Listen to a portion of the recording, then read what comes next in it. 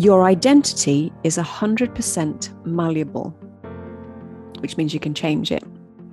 So we all believe certain things about ourselves, usually negative stuff, and we let those negative beliefs become our identity because we wrongly believe them to be facts. But the only fact that's permanent is that we are capable of change. So basically what he's saying is our identity and what we believe about ourselves and our values drives our behavior, which then results in our life and what we're doing.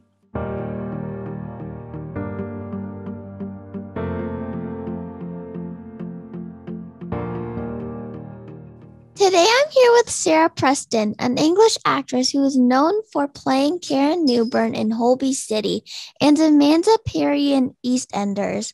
Sarah started her career on stage at the early age of 5 and trained at the Royal Academy of Dramatic Art for 3 years. She is the founder of Bamboo Media Productions, a new female-centric TV and film production. She is the founder of Bamboo Media Productions, a new female-centric TV and film production company in their first project. A series Sarah has written will be heading to pre-production early this year. How are you doing, Sarah? I'm doing really well. How are you? Good. Good. Have you had a good day so far? Yeah. Good. I'm looking forward to doing this interview with you. Can you share with us a little bit about your story? Sure. So I'm an actor and writer, and I've been wanting to be an actor since I was really young. So I've been involved in productions, and I used to do singing and dancing and gymnastics, and I played the violin and the piano, and I used to write poetry and music. So I've always been interested in that creative environment. So I knew exactly what I wanted to do when I grew up. I used to have, we call it a dressing up box when I was younger. So I used to get my friends over and have this big box that was full of wigs and costumes and different outfits. And they'd come along and we'd assign roles to each other and characters. And then we'd just improvise, and we used to do plays. And then I'd make my parents sit and watch us do these plays. I used to think they were a lot better than I'm sure they were. But so now I do that for a living and get paid for it. So I went to RADA, which is the Royal Academy of Dramatic Art in London, and I studied acting for 3 years there. And that was brilliant. Absolutely loved it. And I've been working mainly in TV and film ever since I've left. I have done a few other things as well. I like to keep my hand in and do other jobs throughout the years, because I think it informs you as an actor, because you gain experience and world experience in being in different situations, and you can bring that into your acting. And one of the things I did is I created a company, Oscar's Organics, and I made healthy handmade dog treats. It was my dog at the time, a boxer dog that I had for 14 years. He was suffering digestive issues. So to help him, I created these treats with lots of herbs and natural things. It did so well, I started helping my friends and made them for them. And then I started selling them at markets and farmers markets and things. But although I enjoyed making them and doing the packaging and the creative side of things and talking to people and helping them, it wasn't my passion. So the further away from acting that I got, the less happy I became. So I put that aside, I've parked it, and I will come back to it at some point. So I parked that, and I made a full concerted effort to focus back into acting. So by that time, I was a little bit older, and I was quite frustrated with the lack of decent roles for older women and women in general. You know, well-rounded characters and multi-dimensional characters, not just the wife or the girlfriend. So I decided to write my own. I'd always written things in the past for myself and small little things and at college. So I decided I would put my money where my mouth is, and as they say in England, and decided to write my own material. And I spent the last few years doing just that. I always wanted to have a production company.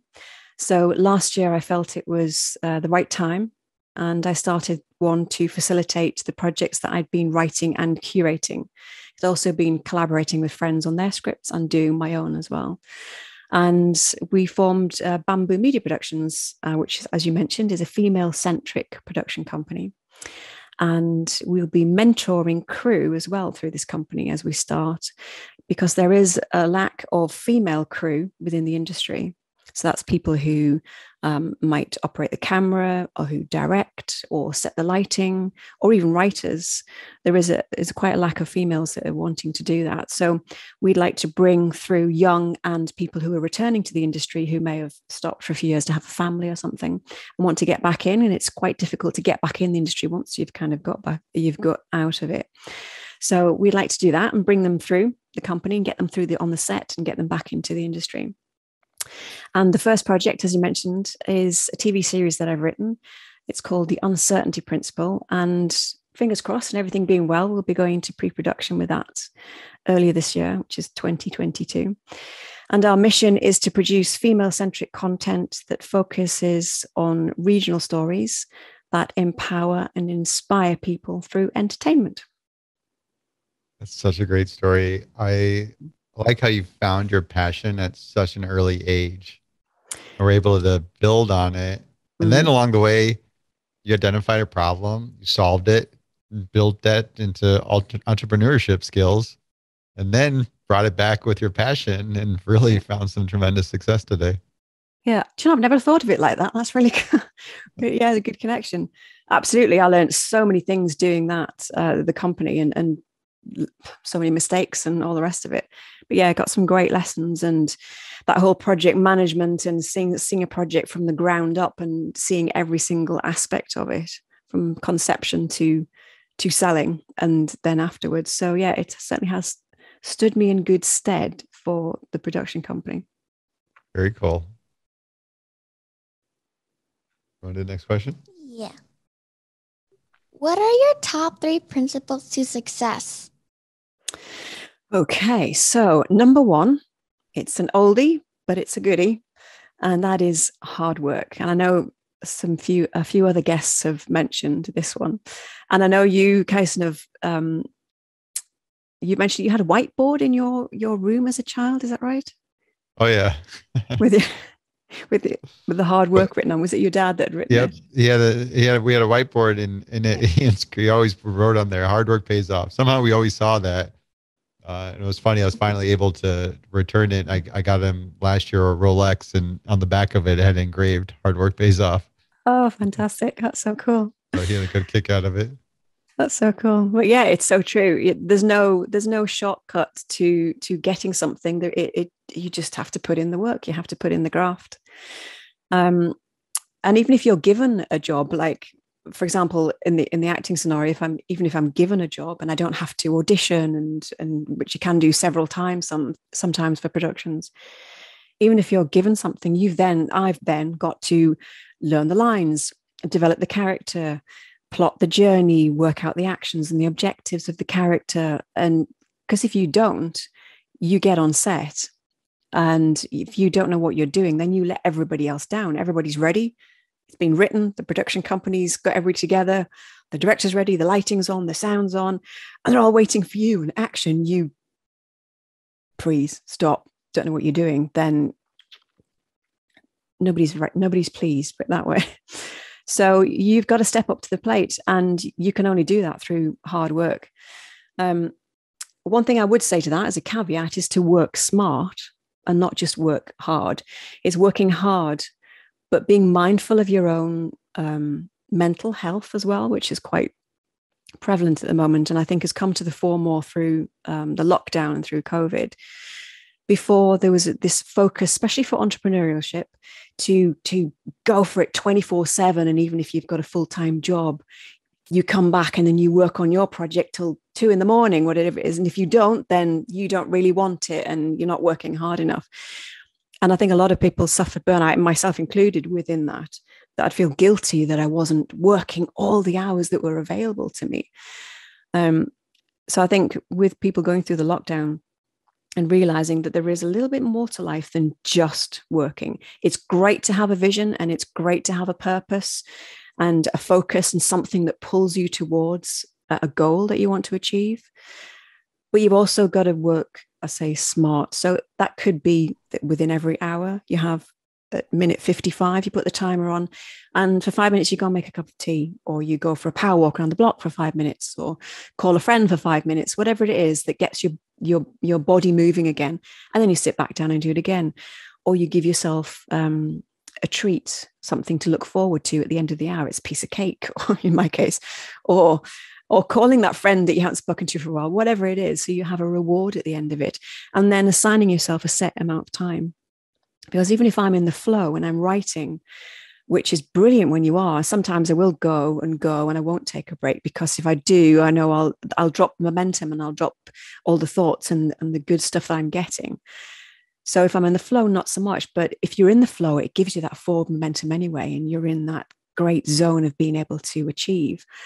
But I think unless you're that type of person who is full of energy all the time and can manage that, I think 9 out of 10 of us aren't. So it's good to manage that and to look after your mental health as well as pursuing your goal. I like that one. Yeah. Do you want to go through all three, or do we want to start taking them apart? Whichever way you like, which we can dissect as we go, whatever's good for you. Let's do them one by one. Let's take hard work, and this is where we try to turn up these interviews and have some fun with it, but we want to turn them into some practical how-tos, because we hear these a lot from a lot of influencers and whatnot, but how do you actually turn it into a practice if that's an area of weakness for you? And maybe in this example, you're somebody that doesn't really work hard. Even just getting out of bed, getting motivated is a difficult challenge, and really putting that commitment. How would you turn it into a real habit that becomes a part of you? I think is exactly what you said. You've got to turn it into a habit. You've got to technically rewire the synapses in your brain in order to make you do something or behave in a certain way. And if we do, and I have struggled with that as well, where some days, things are happening around you and you get a little bit bogged down by things. And sometimes you don't want to get out of bed. It's a little bit too much effort. So on those occasions, it's literally saying, okay, step 1, I'm literally going to sit up in bed. Step 2, I'm going to change my clothes. Step 3, I have a shower. Step 4, I write one thing. Or if I have a list, sometimes I love to write lists of things. I have one on my wall here. I write a list of things, different categories, and I strike them off in a red marker when I've done it. So I get that neural feedback that I've actually achieved something rather than rubbing it off. And when the list's completed, I'll start another one. So it's building those little habits that work for you. I mean, there are countless books and people talking about it, but at the end of the day, like anything, it's the kernels of information that speak to you and that work for you, because what works for you might not work for somebody else. So it is building that habit. And a lot of people, a lot of entrepreneurs, a lot of people who have done really well in the world always seem to have a morning routine and a morning habit, and you set yourself up for the day. So that habit could be 10 minutes of meditation, 10 minutes of walking around the block, half an hour of reading, whatever it is, or mindful thinking, or focusing on what you want to do for the day, or going to the gym. Like me, I like to get up and get out and go to the gym. I come back, I meditate, and then I have a look at what I want to do for the rest of the day. Usually I know because I've plotted it out the night before. I have a list and a specific way of doing it. But again, that's through years of trial and error and working out what works for you. What are your thoughts, Shyla? What do you do to work hard? What do you like to do that you would happily do all day, every day if you could? Make jewelry. Well, there you go. I guess that's one, finding what you're really interested in. Yeah, so you could set yourself, if you're at school and doing schoolwork, you could set yourself, say 3 hours a day between a set time. You could set 3 hours a day and say between these hours, no matter what, I'm going to make some jewelry, or I'm going to do something towards selling them, or your website, or whatever it is. So every day that you've got that little bit of time, and then you can expand it. The more time you have, you can expand it. But if you set out with at least something that's manageable, small manageable chunk of time, Then you're building the habit of actually doing it and making the jewelry. And the more you make it, the quicker you'll get and the more inspired you'll get. And that will feed your brain. And then it will become a habit after 21 days of doing it. They say up to about 90 days, isn't it, to solidify the habit and literally rewire the electric signaling, which the synapses in your brain, which controls the unconscious behavior that we act with. So yeah, set yourself some time to do it. And it's great that you enjoy doing it, because that shouldn't seem too much like hard work, even though it will be consolidated effort. What about the parts that are hard or you rather not to do? Have you came across that, Shyla, where there's parts of your business that are like the stuff you don't like doing? Yeah. Like, yeah, give me an example. What's that? When you're finishing, like when you finish making a bracelet, then you accidentally like pull too hard on it, it breaks apart. Oh then no. you have to do it again. Oh, that's like you got a little quality assurance. So that's the lesson, isn't it? That becomes a lesson, which is one of my second point. But that becomes the lesson of, okay, so take that information instead of getting really upset, or allow yourself a little time, a little few moments to be a little bit upset. Then you go, okay, so how can I make it stronger? How can I make it that won't happen again?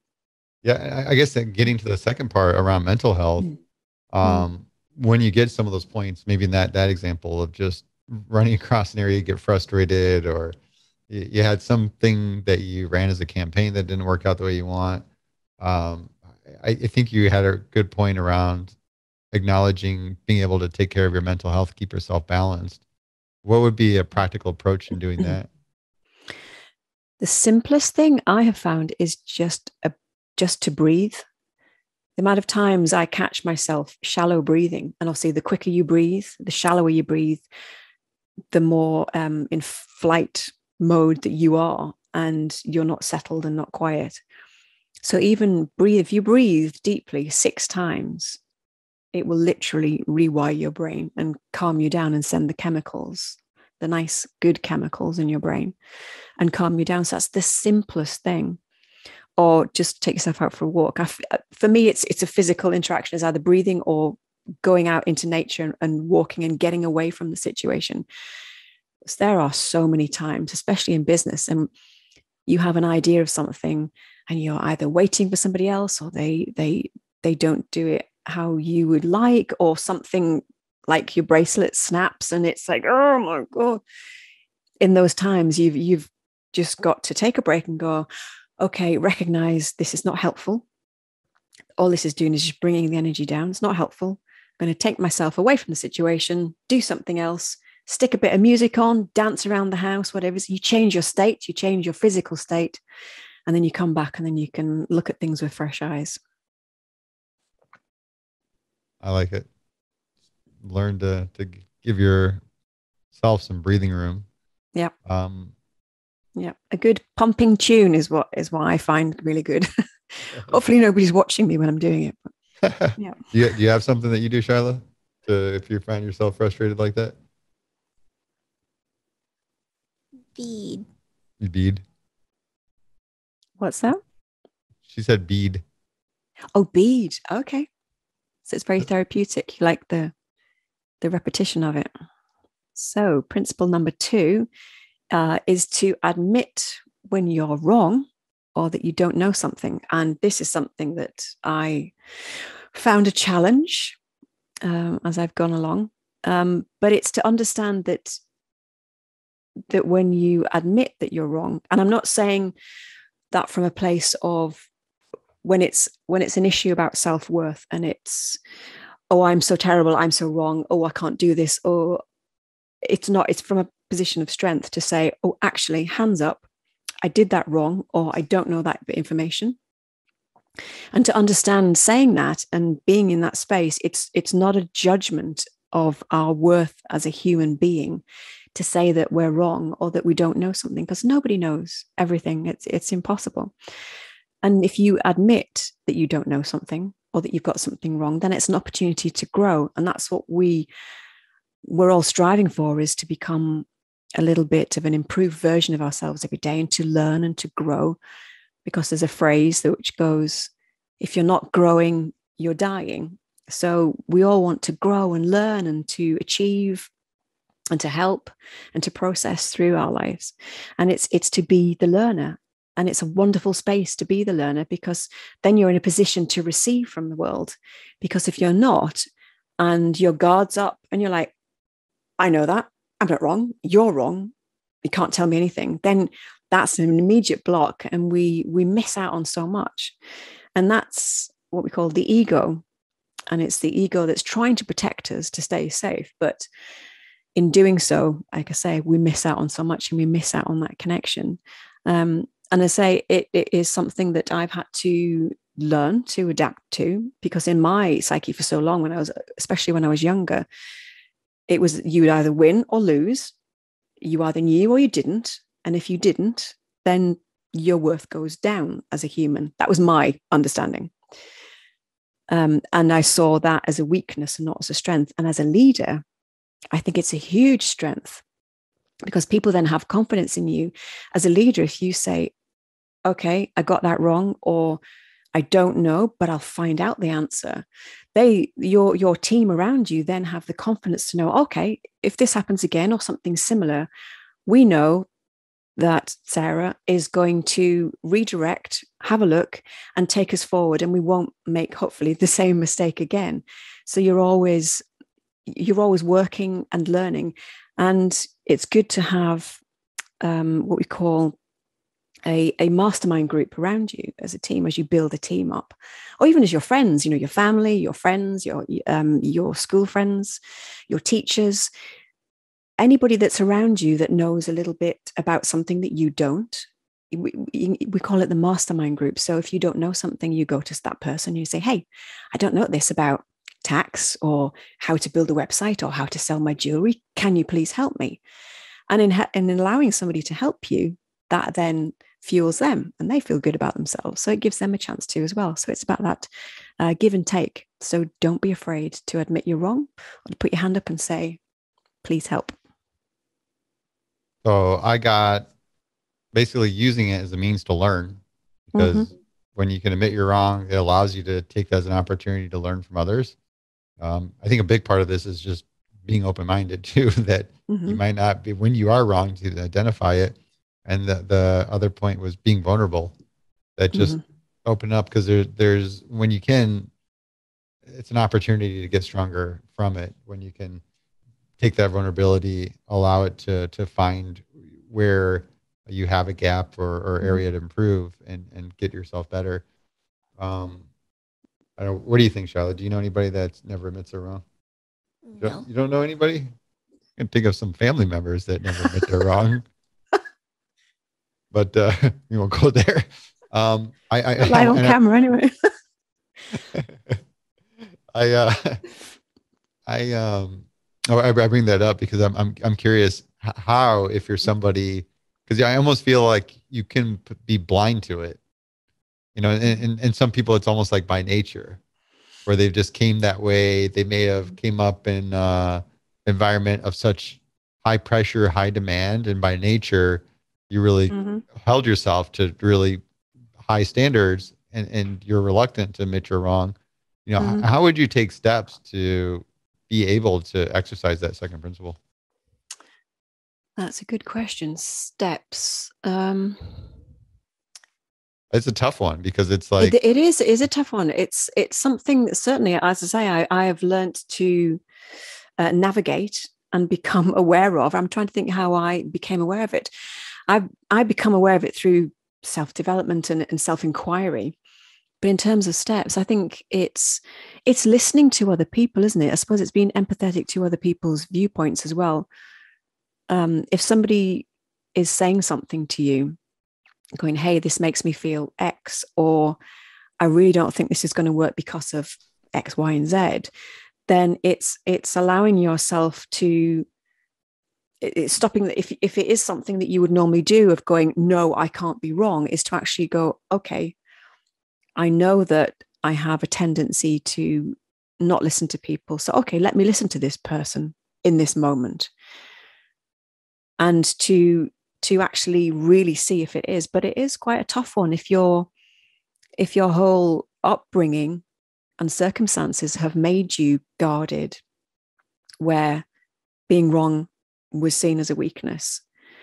I think it's surrounding yourself with people who will allow you to be vulnerable and to show mistakes. But in terms of steps, I think it's something we have to do ourselves. And it's listening to what they say, listening to feedback honestly and quietly without a knee-jerk emotional reaction, and having a look. And you could say, actually, no, I still disagree with you. I still think I'm right. But it's not that automated response. And it is actually after looking at something deeply and figuring out whether it is truly right or wrong, or helpful or unhelpful. When you first started about yourself, I picked up self-awareness right away, because I was like, that's, I think, where you're getting at. The reason you overcame it was clearly from self-awareness. So I think that's one big part is, that might be an area to develop, to identify that, hey, there aren't always things that you're right about, and be more conscious about it. Listening was a key one, because if you're not listening, that's probably why you're in that state, that you're not admitting when you're wrong. So really being proactive to listen, empathize, understand other people's perspective and why they view the things they do, because that'll allow you to better understand and may identify where you were wrong. And then I like the one about the group, being around peers that allow you to have vulnerability. And I think that's where you can take that feedback from that group and be able to build on it over time as well. Yeah, your group and your tribe is the most important thing. What's the phrase, that you are the sum total of the 5 people you surround yourself with, or you spend the most time with? When I first heard that, I was like, oh no. At the time, I was like, okay, need to do something about that. So it is quite was for me quite startling to make you think, because first of all, it's well, no, that's rubbish and ridiculous. How could it? But when you actually start looking and you realize, because we do, as human beings, we adapt to the situations we're in generally, and the people we're with, and the collective consciousness, all the neural pathways in our brains connect when we get a group in a room, all our brains start syncing. So it really is absolutely the people that you surround yourself with. So if you have good people with you who are trying and striving for the same things, and who are vulnerable and will allow you to be vulnerable and to give you that safe space to do that's golden. Yeah, I totally. I think when I heard that first time average of the 5 close relationship, I disregarded. I was like, that's not right.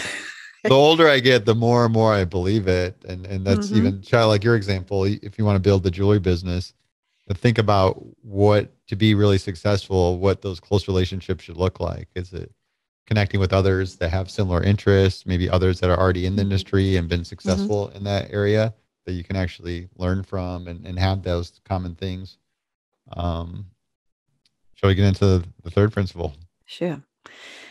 So the third principle is identity. And again, this is a big one for me, born out of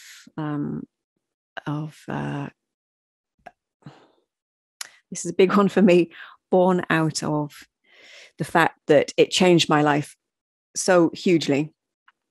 And it's the belief that if you change your identity, you change your mindset, which then changes your life.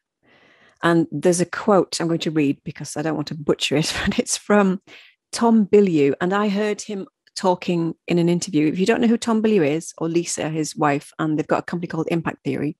If you haven't heard of them, Charlotte, look them up, because there's lots of things on there that you might be that might be good for you as well. And just all to do with business and personal development. It's brilliant. So this quote is about identity, because I heard him talking on an interview, and I'd heard similar things from other people, but he said it with such clarity. It really hit me on a heart level, and it was an aha moment, as they say. And the quote that he said since is this: your identity is 100% malleable, which means you can change it. So we all believe certain things about ourselves, usually negative stuff, and we let those negative beliefs become our identity. because we wrongly believe them to be facts. But the only fact that's permanent is that we are capable of change. So basically what he's saying is our identity and what we believe about ourselves and our values drives our behavior, which then results in our life and what we're doing. And it's all about mindset. And it's like the quote from Henry Ford, whether you think you can or you think you can't, you're right. So it really is the thoughts that we think on a minute by minute basis.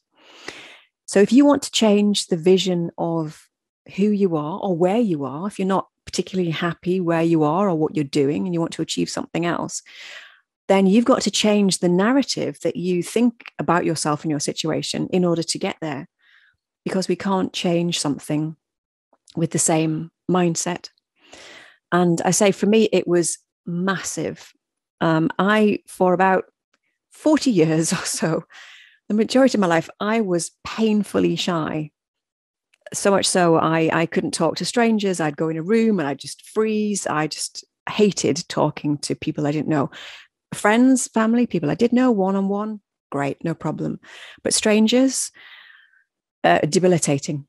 It really was the freeze in the fight or freeze scenario. And when I heard Tom, I thought, wow, because his phrase was or is, I am the type of person who blank.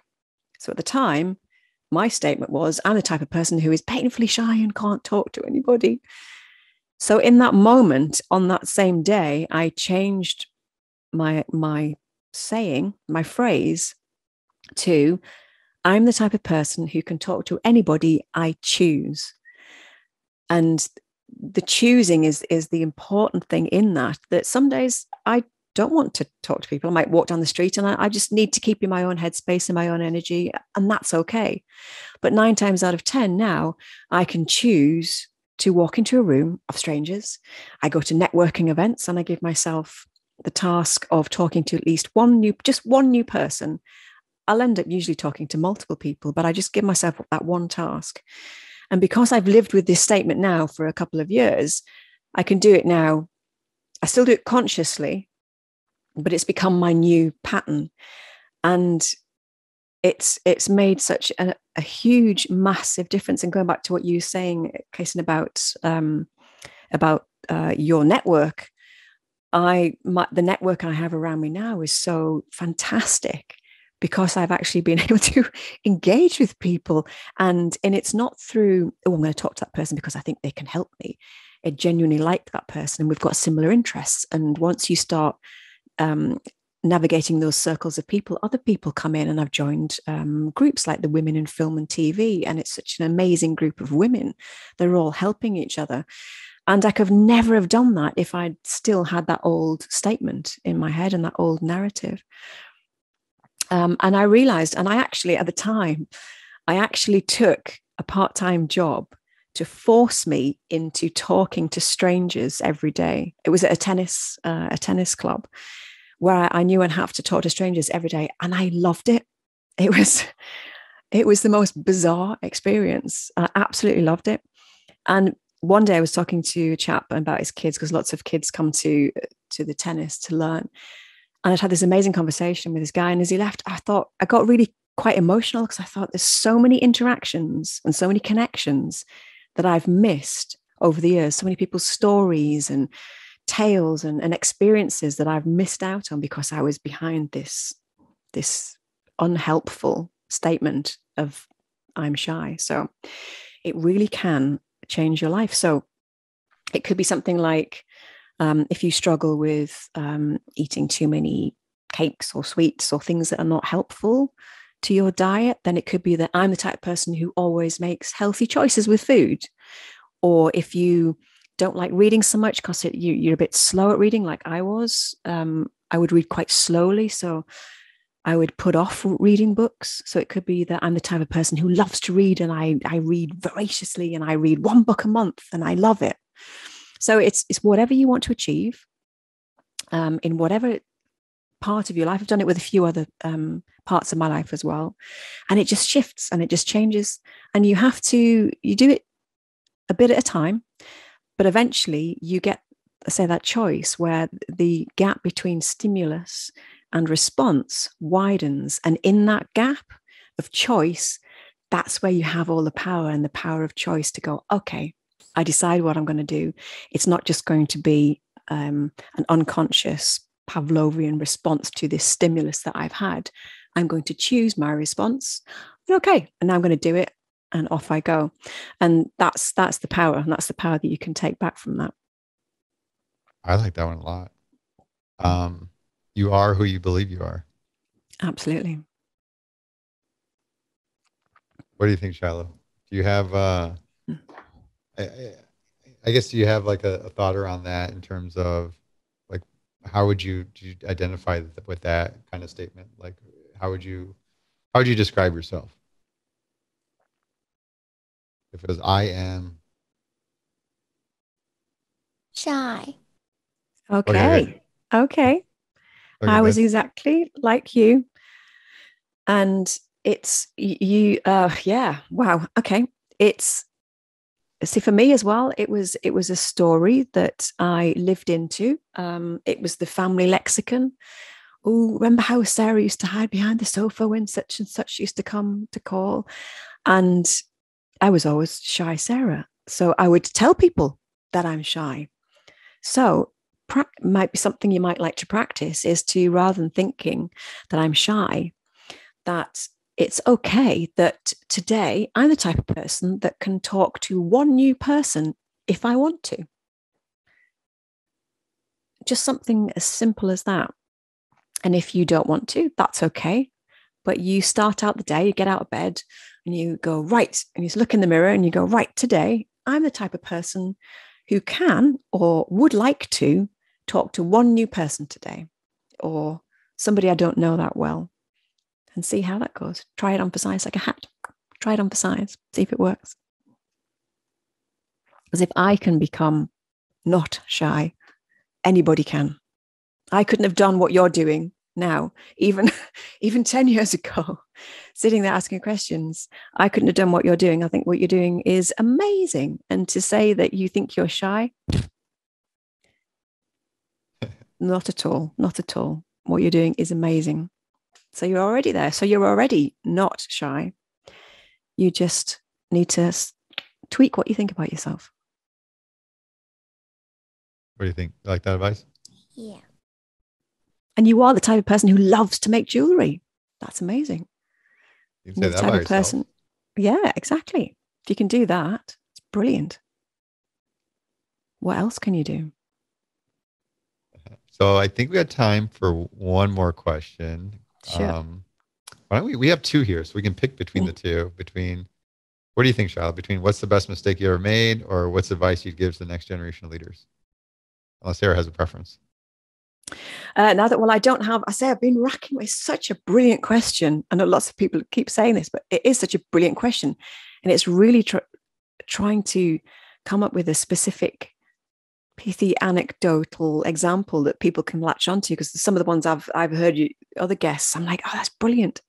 But I can't think of one example other than the whole thing that, that we learn by our mistakes and nothing is wasted, and that, we as human beings have to experience contrast and discover what we don't want in order to know what we do want.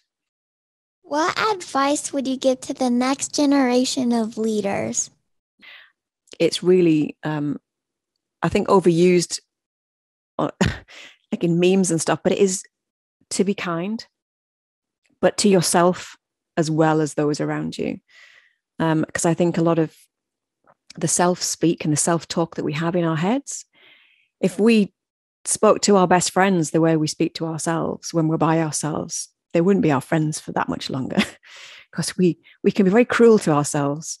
So I think it is to be kind to yourself and be kind to others, because if you leave somebody, an interaction with somebody in a better state than when you arrived, I don't always remember it, but that's my intention, is to leave an interaction a little bit better than when I left, or help them in some way, or raise the energy in some way. Because then if you start anything from that basis, whether it be personal or business or leadership, anything, if you start from that space of being kind to somebody, being a good human being, then anything you do after that will only elevate and lift the world up, instead of bringing it down and diminishing people.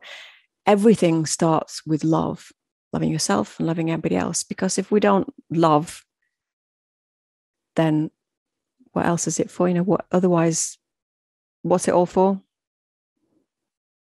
I like that. Take every opportunity to interact with somebody to uplift them. Yeah, even walking down the street, sometimes I'll do it.